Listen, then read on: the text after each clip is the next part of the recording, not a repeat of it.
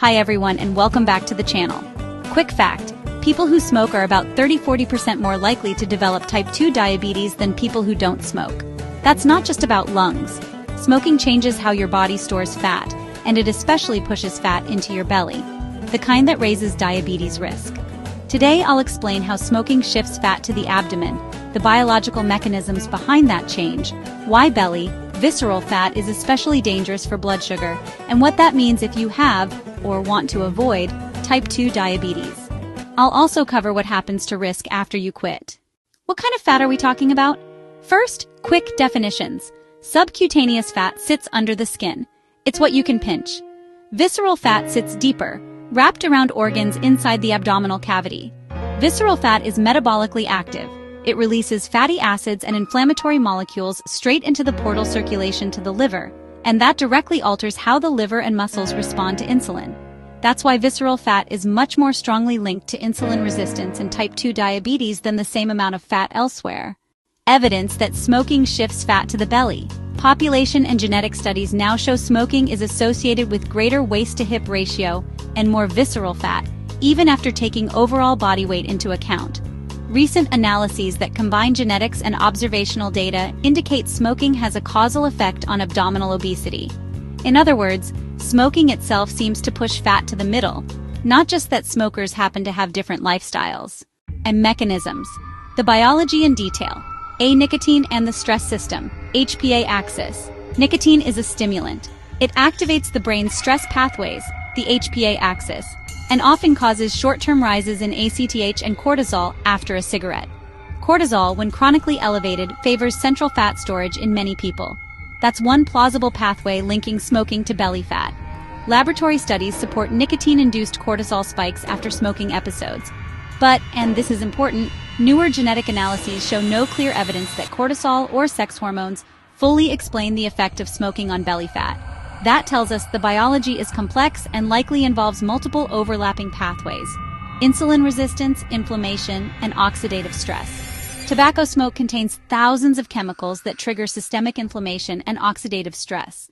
Chronic inflammation interferes with insulin signaling in muscle, liver, and fat tissue. Smoking also lowers protective adipokines like adiponectin, a hormone that improves insulin sensitivity and raises inflammatory cytokines. Together, these changes make insulin less effective, which both encourages visceral fat accumulation and raises the risk of type 2 diabetes. Changes to fat cell behavior and muscle mass. Smoking alters how fat cells, adipocytes, behave. It can make visceral adipose tissue more active at releasing free fatty acids and pro-inflammatory molecules. Smoking is also associated with lower muscle mass over time, less lean tissue, which reduces metabolic rate and glucose disposal. Another nudge toward more central fat and impaired glucose control. Behavior and clustering of risks. Finally, smoking is often clustered with other behaviors: higher alcohol intake, poorer diet quality, disrupted sleep, which can worsen abdominal fat and insulin resistance. Still, even studies that adjust for these behaviors find smoking itself contributes to central fat. Why visceral fat raises diabetes risk. Visceral fat is a metabolic troublemaker. It pours free fatty acids into the portal vein, hitting the liver first. The liver responds by increasing glucose production and by becoming less sensitive to insulin. Visceral fat also secretes inflammatory cytokines that interfere with insulin receptor signaling across the body. The end result is higher fasting glucose, higher insulin demand, and a stepwise progression toward type 2 diabetes. How much does smoking raise diabetes risk? Large reviews and meta-analyses show active smokers have roughly a 30–40% higher risk of developing type 2 diabetes than non-smokers. The risk rises with how much a person smokes. Heavier smoking means higher risk. That matches what we'd expect if smoking both worsens insulin resistance and increases dangerous abdominal fat. What happens after quitting? Quitting smoking is one of the best things you can do for diabetes prevention and for reducing complications if you already have diabetes. Some people gain weight after quitting, and short-term weight gain can temporarily raise diabetes risk for a while. But the long-term benefits of quitting overwhelmingly win out. Quitting reduces the risk of developing type 2 diabetes and lowers cardiovascular and other diabetes-related complications over time. If you're worried about post-quit weight gain, combining quitting support with dietary guidance and an exercise plan helps a lot. And many quit programs include weight management guidance.